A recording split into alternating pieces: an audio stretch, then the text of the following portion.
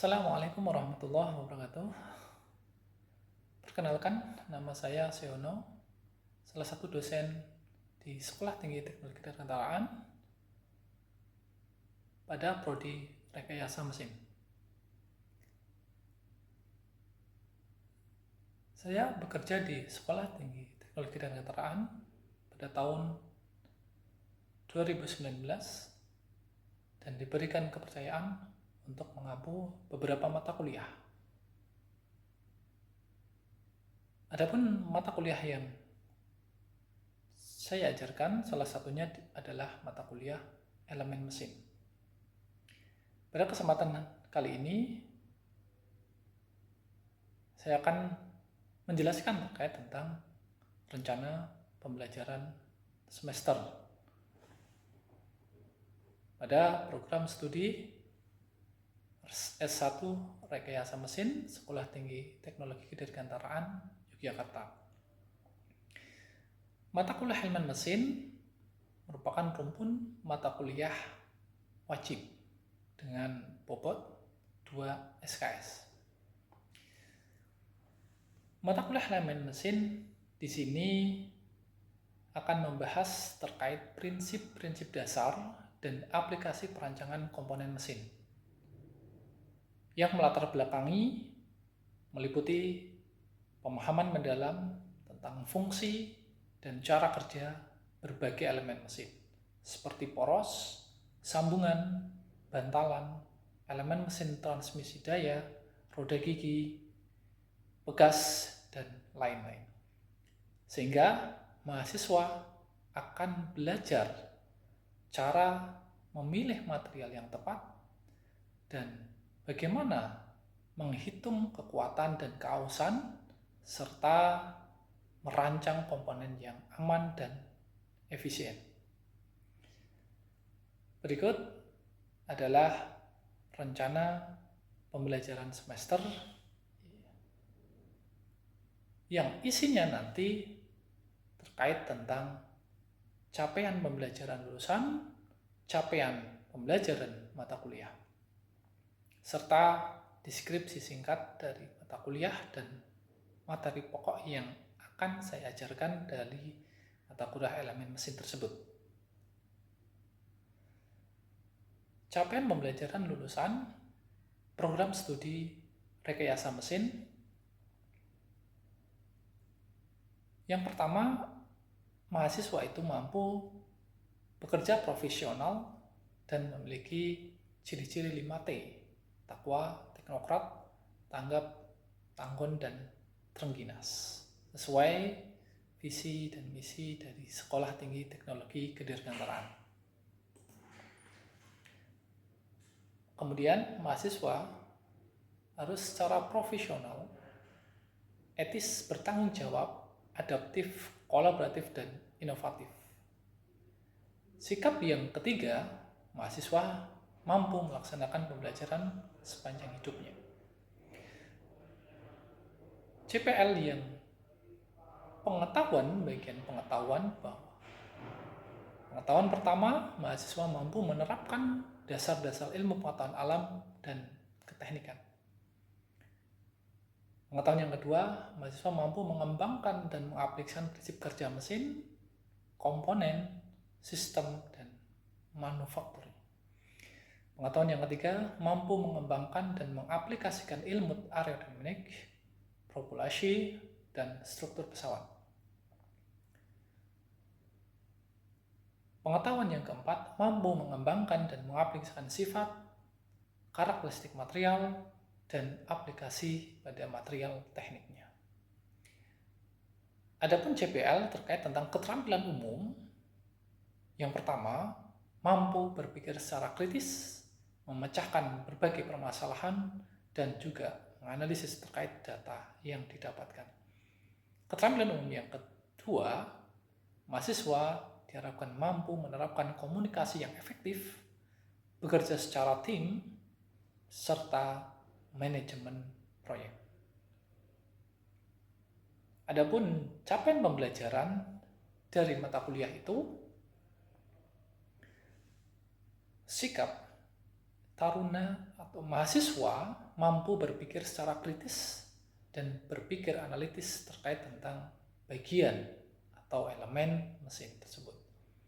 Pengetahuannya, mahasiswa mampu memahami teori-teori, pola-pola terkait tentang beban, yaitu tegangan, regangan, kekerasan, dan analisis material. Keterampilan khususnya yaitu mahasiswa mampu mengambil keputusan dalam menganalisis sesuai teori dan juga pembahasan. Keterampilan umum mampu menjelaskan berbagai konsep tegangan, regangan, serta juga disertai dengan analisis kemampuan suatu bahan. Deskripsi singkat terkait mata kuliah yang akan kita ajarkan, materi yang diajarkan nanti meliputi terkait tentang pengenalan dari material teknik terlebih dahulu. Seperti prinsip dasar perancangan elemen mesin, transmisi daya, seperti pasak, kopling, clutch, rem, transmisi sabuk datar, transmisi rantai, transmisi roda gigi, dan selanjutnya materi yang lainnya adalah menganalisis terkait tentang tegangan, deformasi pada komponen mesin. Pemilihan material yang tepat pada komponen mesin, merancang komponen mesin yang aman dan efisien, serta menghitung daya transmisi pada berbagai jenis mekanisme. Menganalisis kinerja sistem transmisi daya, memecahkan masalah yang berkaitan dengan elemen mesin, seperti di otomotif, permesinan, energi, dan aerospace. Seperti perancangan, jenis industri, transmisi, pompa, dan pada komponen pesawat terbang. Adapun materi pembelajaran, yang pertama terkait tentang jenis beban, seperti gaya tarik, gaya tekan, gaya geser, torsi, dan sebagainya. Adapun yang kedua terkait tentang material, yaitu terkait dengan jenis material yang umum digunakan di dalam pembuatan komponen mesin itu sendiri, terkait tentang sifatnya, kemudian bagaimana terkait tentang aplikasinya. Yang ketiga adalah sambungan. Ya, di sini terkait tentang berbagai teknik, ya, menyambung seperti halnya teknik untuk sambungan baut, las, paku keling, dan sebagainya, terkait tentang kekuatan dan juga kelemahan dari masing-masing sambungan. Yang keempat terkait tentang elemen mesin sederhana yang banyak kita gunakan dalam perancangan, yaitu terkait tentang komponen poros, roda gigi, kopling, bantalan, dan bekas. Adapun yang kelima terkait tentang merancang. Ketika kita sudah mengenal terkait tentang jenis material, berbagai macam sambungan, dan berbagai macam jenis elemen mesin, maka sehingga terakhir di sini adalah bagaimana proses perancangannya, yaitu terkait tentang prinsip dasar perancangan komponen mesin, termasuk juga perhitungan kekuatan, pemilihan material, dan toleransi. Adapun terkait tentang daftar pustaka atau buku yang banyak kita gunakan, termasuk yang sudah saya siapkan di sini, yaitu tentang Robert L. Mott, elemen-elemen mesin dalam perancangan mesin. Selain itu ada Shickley, yaitu Mechanical Engineering Design dari McGraw-Hill, kemudian dari Neyman terkait hubungan bukunya di elemen mesin yang diterbitkan oleh Erlangga, dan juga Solarson tahun 2004, yaitu terkait tentang dasar perencanaan dan pemilihan elemen mesin, dan buku pendukung lainnya. Adapun media pembelajaran yaitu bisa menggunakan beberapa yang akan saya gunakan terkait video, Office, PowerPoint, kemudian juga dari media pembelajaran secara online, yaitu e-learning, Zoom meeting, Google Drive, kemudian YouTube yang nanti akan kita gunakan dalam menerangkan proses pembelajaran agar lebih efisien dan juga efektif. Dalam RPS ini ya, terdapat juga assessment, yaitu penilaiannya. Yang pertama, kehadiran 10%, sikap 10%, tugas dan kuis 20%, ujian tengah semester 30%, ujian akhir semester juga 30%. Rencana pembelajaran semester elemen mesin, program studi rekayasa mesin juga mengikut terkait tentang norma akademik yang harus dipatuhi oleh seluruh mahasiswa. Yang pertama, kehadiran dari mahasiswa dalam proses pembelajaran minimal 75% dari total pertemuan kuliah yang terlaksana. Yang kedua, kegiatan pembelajaran sesuai jadwal resmi yang dikelola oleh PAK, dan jika terjadi perubahan yang ditetapkan secara bersama baik dosen dan juga mahasiswa. Yang ketiga, toleransi keterlambatan untuk mahasiswa adalah 15 menit. Selama proses pembelajaran berlangsung, semua perangkat elektronik mohon dimatikan. Pengumpulan tugas ditetapkan sesuai jadwal. Yang keenam, yang berhalangan hadir karena sakit harus dengan keterangan atau pemberitahuan sakit. Dan halangan lainnya harus menghubungi kepada dosen sebelum perkuliahan berlangsung. Yang ketujuh adalah berpakaian seragam dan berpenampilan sesuai dengan peraturan yang berada di institusi. Yang kedelapan, terkait tentang kecurangan saat ujian, maka di sini adalah nilai mata kuliah yang bersangkutan dianggap gugur. Begitulah pembacaan dan dari rencana pembelajaran semester tersebut. Terima kasih atas waktu dan kesempatan. Silakan menikmati video pembelajaran berikutnya. Terima kasih atas perhatiannya. Assalamualaikum warahmatullahi wabarakatuh. Baik, sebelum kita mulai, silakan disiapkan dulu. Izin Pak, duduk siap, gerak. Sebelum mengawali pertemuan hari ini, marilah kita berdoa menurut agama dan kita masing-masing. Doa mulai.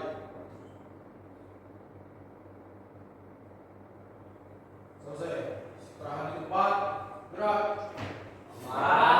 Siap. Assalamualaikum warahmatullahi wabarakatuh. Waalaikumsalam warahmatullahi wabarakatuh. Baik, alhamdulillah pada kesempatan hari ini kita bisa bertemu kembali dalam kegiatan pembelajaran, belajar dan mengajar pada mata kuliah elemen mesin. Pada kesempatan hari ini kita akan menjelaskan terkait komponen-komponen yang ada di mesin. Mungkin kalau Anda mengetahui bahwa mesin-mesin itu tidak berdiri sendiri, tapi dia harus ada partnya, ada komponen yang mendukung. Karena setiap komponen yang hilang atau rusak, maka di situ akan sistem atau komponen dari mesin itu tidak jalan. Baik, sebelum kita mulai mungkin ada beberapa yang perlu kita tekankan bahwa dalam proses pembelajaran ini diharapkan nanti Anda itu mampu untuk merancang. Selain merancang, ada desain, kemudian membuat suatu produk. Nah, di situ Anda juga harus melakukan proses pemilihan material. Memilih material yang cocok, material yang tepat untuk pembebanan tertentu. Jadi di situ nanti harus Anda desain, rancang bangun, dan membuat sebuah produk. Yang produk itu nantinya diharapkan produknya bisa bermanfaat pada masyarakat. Nah, itu yang kita harapkan. Karena saat ini kita dituntut untuk membuat suatu produk. Karena di dalam mata kuliah lainnya selain elemen mesin ada pendukung yang lainnya, yaitu terkait tentang proyek desain. Proyek desain itulah yang nanti sebagai aplikatif dari setiap pembelajaran. Sehingga nanti ada saling mendukung dari ada menggambar, ya, kemudian merancang, ya, menghitung berapa kekuatannya, ya, pemilihan material, material teknik, ya, material yang dibahas, ya, kemudian di proyek desain itu Anda membuat apakah dia bentuknya prototipe atau sebuah barang jadi. Nah, itu ya. Nah, ada yang tahu elemen mesin yang banyak di lapangan itu apa? Ada yang tahu? Kira-kira? Silakan ya, silakan. Contohnya, ya silakan. Bearing. Apa? Bearing. Bearing. Kemudian ada lagi? Gear. Ada lagi? Ada yang tahu lagi? Silakan. Nah, ya. Gearbox. Gearbox. Terus ada lagi? Ada bearing, ada gearbox. Terus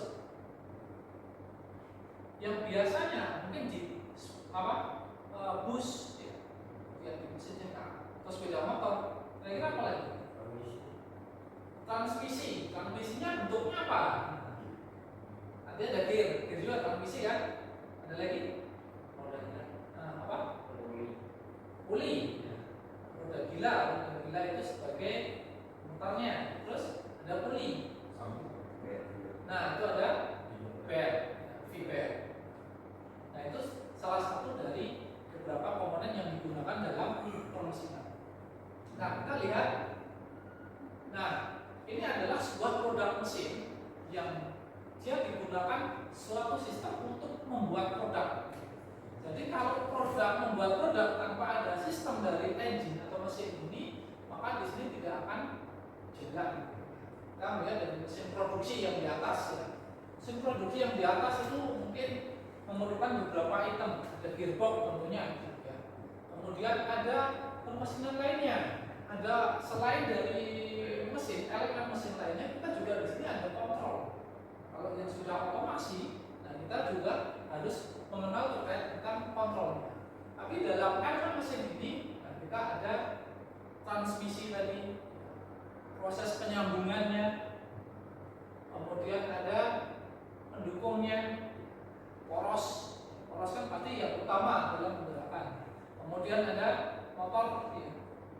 Kemudian ada beberapa elemen mesin yang lainnya. Kemudian yang di sini, nah ini sebagai piping yang sangat besar sekali yang digunakan untuk mungkin boiler dan lain-lain. Lagi nanti yang di pesawat dan yang menggunakan revac. Kemudian yang di sini, Anda kenal dari sini sebagai mesin produksi yang digerakkan secara otomatis, yaitu CNC, komputer numerical control, yaitu dengan apa? Kemudian dia masukkan ke dalam. Nah, dalam satu sistem mesin ini pastilah akan didukung oleh sebuah elemen mesin. Ada gearbox, kemudian ada rantai, ada baut, ada apalagi bel, kemudian penyambung yang lainnya. Makanya di sini perlu ada komponen. Kemudian ada mesin traktor. Nah, traktor ini kira-kira komponen apa yang perlu kita ketahui untuk menggerakkan dari sebuah traktor itu? Apa? Fiber. Ya. Kemudian ada lagi nggak? Engine-nya dari diesel. Diesel kita masukkan di situ ada sebuah bel. Bel itu akan menggerakkan apa? Roda, ya kan? Roda. Nah, roda itu ternyata berdiri sendiri. Kita kalau menggerakkan ke kanan dan ke kiri, pasti kan harus menggerakkan ini. Nah, bel ini bisa jalan kalau cloth-nya ini diangkat. Jadi cloth ini untuk apa? Bukan. Maksudnya kalau kita tekan ke sana, maka di sini bisa gaya bisa terdistribusi secara merata. Kemudian kalau gaya ini secara longitudinal, ada yang transversal. Nah, makanya yang banyak kerusakan dari bearing itu ketika mengenai gaya transversal. Sehingga nanti kalau terjadi kerusakan biasanya berada di sini. Ada gitu. Nah, salah satunya gitu. Kemudian, nah bearing itu ada berbagai macam. Ya, ini yang menggunakan bol, ada bola bearing. Katakan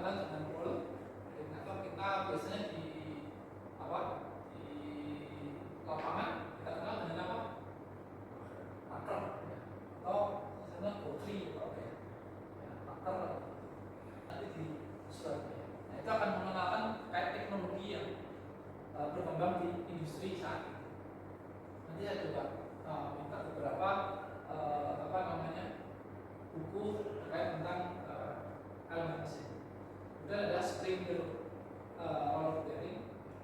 Di sini ada dua. Ini satu, ini ada dua. Double. Kemudian adaptor. Nah, ini juga dipakai untuk penyambung. Adaptor ini dipakai biasanya kita gunakan dalam proses penyambungan. Nah, untuk supaya elemen yang kita masukkan seperti gear dan lain-lain itu tidak lepas, maka kita harus mengikat dengan ini. Nah, salah satunya contohnya adalah bel MMD untuk segmen. Jadi ini yang kita jaga supaya tidak keluar. Maka kita masukkan ring pick. Ini perlu ini kan ada macam-macam. Bentuknya. Nah, ini juga keluar. Nah, kita jaga dengan ring. Nah, ini yang internal. Ini bagian internalnya. Nah, ini bagian dalam. Kita masukkannya ke dalam slot. Metrik itu adalah milimeter. Ribuan apa? In. Ya, ini bentuknya.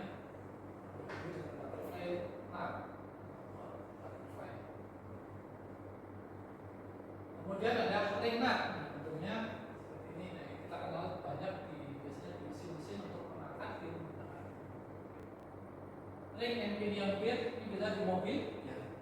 Nah, ini ada apa? Universal joint. Joint biasanya dipakai untuk menyambung poros yang panjang itu. Ya, seperti ini. Kemudian di sini ada bagian belakang. Belakang ada gear seperti ini. Makanya di sini differential side gearnya harus dijaga ya. Ini asal soft. Nah, ini biasanya di mobil kan menggunakan sistem penggeraknya adalah makanya berarti ketika mengendarai, apalagi sampai kehabisan oli. Bagaimana kalau kehabisan oli komponen ini? Ada yang tahu? Kalau kehabisan oli, bagaimana komponen gearnya? Ada yang tahu? Cepat aus. Ya. Jadi ketika ini cepat aus, maka nanti dari gaya dia bergeraknya juga akan berkurang. Kemudian ini yang extension. Kalau kita extension berarti dia pegas tarik, pegas tarik. Kemudian, nah ini yang lift spring. Nah, ini bisa balik seperti ini, ada yang seperti ini. Nah, kalau yang di truk atau mobil bisa dipasang di bagian kanan kiri. Nah, di depan ada nggak?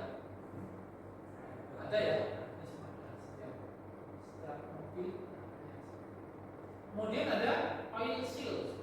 Nah, ini sealsnya yang banyak dipakai. Ini untuk menjaga supaya oli itu tidak embes atau keluar. Bagaimana kalau embes? Ada nggak di sini? Misalkan oli ini, karena kan ada oli yang asli sama yang softnya dan kemudian. Nah, isinya dari itu adalah ini.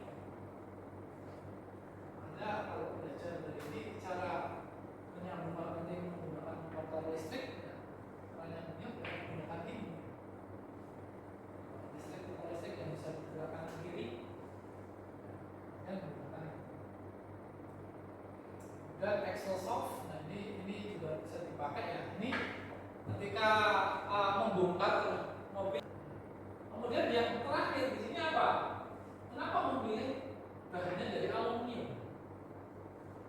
Salah satunya adalah tahan terhadap korosi. Jadi pistonnya. Nah, ini yang piston rod. Kemudian dia skemanya pada elemen mesin untuk cylindrical.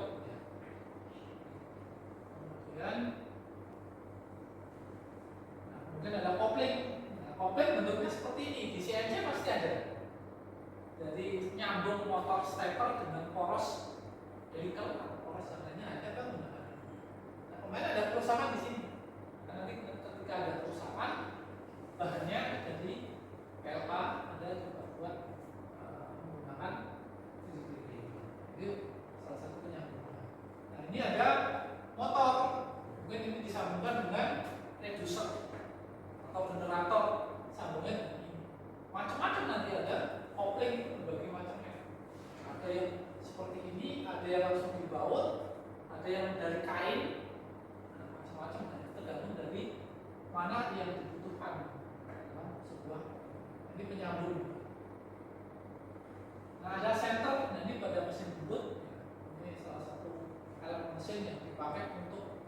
mensenterkan atau meluruskan dari sebuah benda.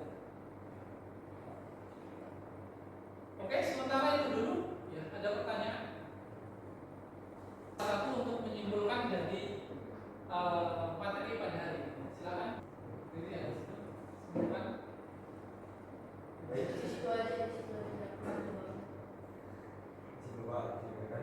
Baik, di sini materi yang sebelumnya terima kasih kepada Bapak sudah menyampaikan materi pada hari ini tentang elemen mesin. Di sini terdapat banyak elemen mesin. Tadi sudah dijelaskan seperti beberapa apa itu ring, terus mur baut, seperti apa bentuknya, terus fungsinya biar apa itu baut itu kalau nempel itu biar pas atau estetik dilihat biar tidak ada benjolannya. Terus di sini juga materi tersebut dijelaskan ada mesin bubut, terus tadi ada penggerak pada mesin mobil seperti piston, terus camshaft, crankshaft, ada ring piston juga, terus oil seal. Setelah itu juga ada apa itu tadi ada fungsi-fungsi dari bentuk-bentuk sebuah roda gigi itu seperti pada yang diceritakan Pak Siono seperti pembuatan es kayak tadi dibuat seperti miring gitu. Terima kasih atas kesimpulannya. Baik, untuk materi hari ini ya terkait tentang pengenalan dari sebuah elemen mesin yang nanti diharapkan dalam perancangan Anda sebagai mahasiswa teknik mesin, ya, sehingga di sini diharapkan Anda mampu untuk mendesain, mengembangkan, menghitung, bahkan Anda diharapkan dalam akhir dari sebuah perkuliahan adalah Anda membuat suatu produk, sehingga nanti produknya diharapkan nanti bisa bermanfaat dipakai oleh masyarakat dan juga mengembangkan dari ilmu pengetahuan yang Anda dapatkan. Dan bahkan nanti ketika Anda kembali ke halaman Anda, ke tempat rumah, nah Anda bisa mengembangkan ilmu ini sehingga bisa mengajarkan ke tangga, saudara terkait tentang teknologi yang berkembang di dunia industri, sehingga nanti bisa berkolaborasi antara mahasiswa dan juga masyarakat dalam pengembangan dunia industri. Baik, mungkin itu mudah-mudahan materi kuliah pada hari ini dapat bermanfaat bagi Anda sehingga nanti bisa Anda aplikasikan dalam pembelajaran ataupun dalam kegiatan. Baik, itu saja yang dapat saya sampaikan. Terima kasih atas kesempatannya. Saya mohon maaf jika ada dalam ditutup.